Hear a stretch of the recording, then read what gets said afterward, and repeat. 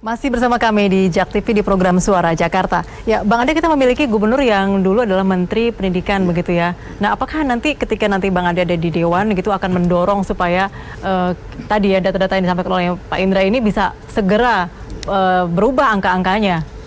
Ya, kita harus selalu mendorong usaha-usaha program-program yang emang untuk mensejahterakan masyarakat,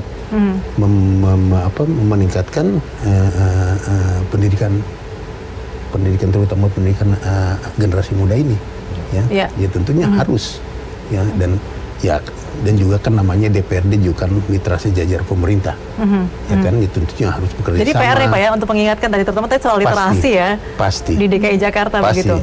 Ya. DKI Jakarta murid-murid sekolahnya harus pintar-pintar, harus bagus-bagus. Ya. Tadi anggarannya paling besar Pak. Iya. Jadi harus ada hasilnya. Fasilitasnya harus bagus, harus memadai. Sayangnya memang kalau saya melihat DKI ini nggak tahu sejak peristiwa UPS dulu nih agak kurang greget untuk membuat sebuah terobosan yang ini ya. Misalnya aja kita bicara ibu kota nih. Kalau soal DKI itu kekurangan komputer.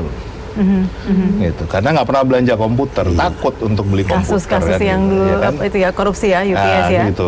Tapi kan ini ibu kota loh kan, harusnya memang itu yang utama kita bicara digital ini kan begitu. Artinya anak sekarang kalau dia nggak ada suaranya, nggak ada warnanya, nggak ada videonya, nggak tertarik dia untuk membaca kan gitu. Jadi memang harus distimulus untuk sesuatu yang membuat mereka tertarik dulu kan, gitu. Jadi dipaksa saja membaca yang bentuknya buku, itu akan berat kan gitu. Dan desain-desain seperti itu yang dibutuhkan. Saya selalu menyarankan tiap daerah itu ada sebuah blueprint kan gitu. Jadi bagaimana mendesain dengan anggaran yang sekian itu akan menghasilkan apa-apa. Jadi bukan hanya bikin tiap tahun program kan gitu, tapi udah kita bicara pelaksanaannya memang tiap tahun.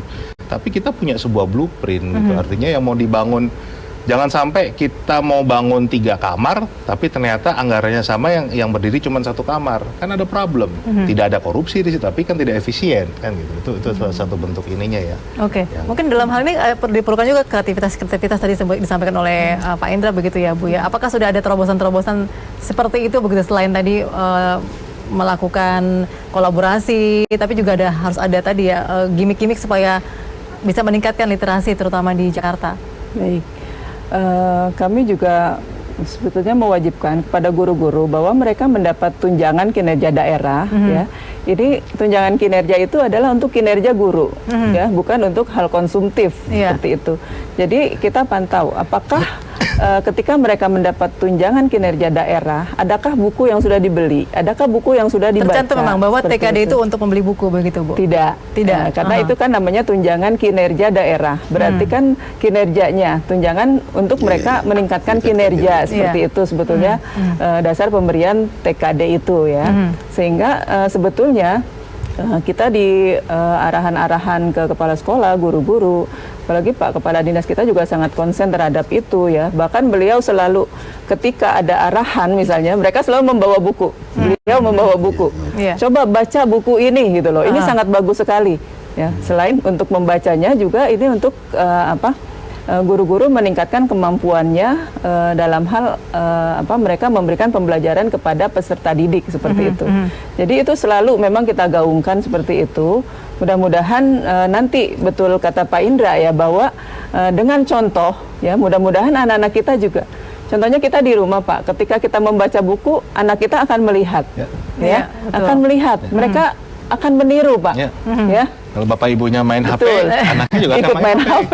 Iya betul. Ya, jadi saya pengalaman Mbak ya, waktu anak-anak kecil itu saya sengaja menyiapkan buku Pak. Dulu ada namanya buku apa ini apa itu untuk mereka banyak sekali kreativitas di situ ya. Nah, itu saya letakkan. Mereka buka dengan gambar-gambar yang menarik, ingin tahu. Nah, tanpa terasa mereka bisa baca Pak. Seperti itu. Jadi saya juga heran kok tiba-tiba anak saya bisa membaca gitu ya.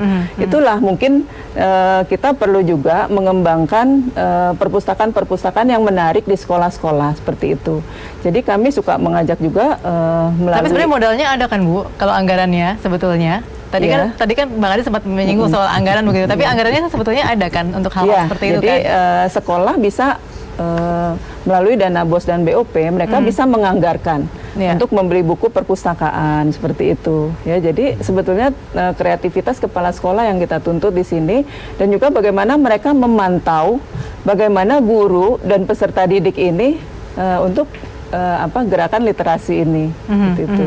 Jadi ini sangat. Mungkin ada arahan khusus dari tadi kan saya menyebut bahwa Pak Gubernur adalah mantan Menteri Pendidikan begitu. Ada arahan khusus mengenai pendidikan dari Pak Anies sendiri kepada Dinas Pendidikan? Ya, Pak Gubernur memang sempat menyentil juga gini ya Bu ya, bahwa murid kita itu berada di abad 21. Kenapa gurunya masih di abad 20? Ya, fasilitasnya masih di abad 19. Nah, ini suatu tantangan juga bagi Dinas Pendidikan ya, bagaimana meningkatkan fasilitas, lalu meningkatkan kinerja guru sehingga semuanya sejalan di abad 21 ya Pak, dengan revolusi industri 4.0 ini ya. Jadi semua bisa sejalan seperti itu. Nah, ini tantangan juga bagi kami ya, sehingga kita sekarang juga gencar Pak untuk selalu memberikan arahan penguatan kepada sekolah melalui kelompok kerja guru seperti itu, sehingga nanti akan terbangun ya pendidikan yang memang sesuai dengan yang kita harapkan seperti itu. Oke. Ya, Ade mungkin akan mendorong nanti nih ketika ada di Dewan. Dari awal bicara kita KIA sampai kepada masalah guru, masalah fasilitas-fasilitas. Ya. Terus tadi juga fasilitas-fasilitas di mana anak mulai membaca harus ada fasilitas perpustakaan di sekolah. Tidak hanya di sekolah, di lingkungan-lingkungan pemukiman pun harus ada. Dimulai dari rumah sebetulnya begitu ya. Rumah dan lingkungan. Ya. Bagaimana anak-anak itu bisa mau datang ke perpustakaan publik ya di lingkungannya, menarik untuk dia membaca atau mendengarkan cerita dari orang yang ada anak-anak dari storyteller yang membacakan tentang buku gitu, sehingga dia gemar memulainya mendengar kemudian ikut membaca.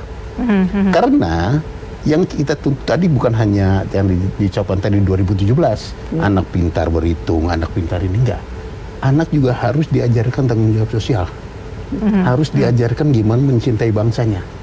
Nah, itu harus dari buku-buku juga ada, contoh-contoh juga ada, cerita-cerita juga harus ada, sehingga anak itu cerdas secara sosial, bukan hanya cerdas dalam dia pintar, tapi cerdas secara sosial. Dia mengerti bahwa dia adalah bagian dari suatu bangsa Indonesia yang besar ini. Istilahnya nalar lah, mereka punya nalar yang untuk ini. Dan tadi bagus yang Bang Ade katakan, ini juga saran penting untuk para orang tua ya. Para orang tua di Jakarta ini cenderungan ingin mendorong anaknya untuk bisa baca tulis sebelum SD. Ini calistung nih. Ya, itu justru akan membuat kemampuan literasi mereka rendah. Oh, malah makin cepat makin rendah begitu. Makin rendah karena kemampuan yang disebut dengan temporal skills di otak mereka, kecepatan menangkap informasi secara cepat itu belum terbentuk. Sedangkan kalau yang bentuknya tulisan itu kan tidak cepat, artinya akan nggak pernah hilang, ada di situ terus. Nah, jadi secara ilmu neuroscience-nya itu mengatakan anak sebelum SD sampai usia 6 tahun kalau ingin didorong menjadi anak yang suka membaca, sampai usia 6 tahun seringlah Anda membacakan ke mereka, bukan meminta mereka membaca, tapi membacakan. Gitu. Jadi kan bedanya storytelling ya, mungkin tadi gitu ya. Storytelling ini. Jadi bukan dipaksa membaca. Saat itu sudah terbentuk, mereka sering dapat input, mereka bisa menangkap informasi dengan cepat. SD baru ajarkanlah membaca, menulis, berhitung. Nanti mereka cara membacanya bukan kata per kata lagi, tapi akan lebih panjang gitu. Itulah tingkat literasi. Literasi itu pada dasarnya adalah tingkat kecerdasan kan sebetulnya. Kita itu, Indonesia itu ranking 60 dari 61 negara tingkat literasi bangsanya. Nomor 2 dari bawah, begitu maksudnya ya? Iya, gitu. Kita satu tingkat di atas negara yang namanya Botswana. Gitu. Sangat memprihatinkan sebetulnya literasi kita ya. anak Jakarta dibanding anak Jakarta dengan gelar S1 sama tingkat literasinya dengan anak SMP di Denmark. Anak Jakarta tingkat literasinya kalah dengan anak desa di Vietnam. Ada perbandingannya dari Bank Dunia. Nah, ini kita harusnya malu dengan kondisi ini yang kita kalau tidak dirubah, nggak segera kita perbaiki, hanya rutin itu terus, cita-cita mau jadi bonus demografi nggak akan pernah tercapai. Baik, kita nanti kembali lagi untuk membahas mengenai efektivitas KIA. Menarik sekali malam ini kita ternyata punya ide-ide begitu ya untuk lebih membuat spesifik guna KIA ini. Kami akan kembali bersama Anda pemirsa.